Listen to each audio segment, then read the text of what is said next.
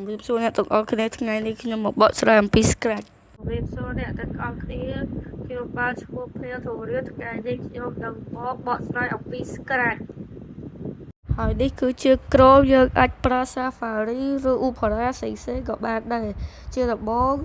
យើងចុចមក search យើងដាក់ថា Scratch បន្ទាប់មកយើងចុច enter ពេលចូលមកយើងនឹងឃើញមាន Scratch MIT ពេលមកដល់ website Scratch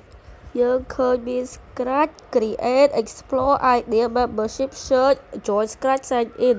ហើយយើងអាច join Scratch ដោយចុចលើ Scratch ពីលើនោះហើយចុច join ពីក្រោមនេះពេលយើងចុចហើយយើងនឹងឃើញវាដាក់ថាឲ្យយើងដាក់ user password តោះហើយដាក់ Gmail យើងអីផ្សេងបើយើងមាន account ហើយយើងចុច sign in ទៅបន្ទាប់មកយើងចូលទៅមើល explore យើងឃើញមាន game គេ save video គេដាក់ធ្វើមកពី Scratch គូរូបកូដទាំងអស់គេបានបញ្ចេញជាច្រើននេះជារបៀប download Scratch នៅតាម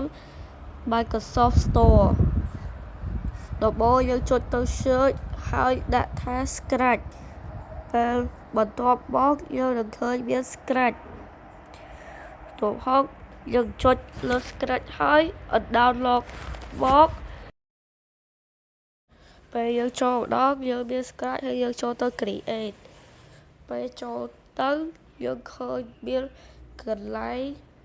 Scratch setting ហើយ tutorial ផ្សេងៗមាន code custom sound អីចឹងទៅហើយមានកន្លែងដាក់កូដកន្លែងដាក់ script និងកន្លែង edit រូប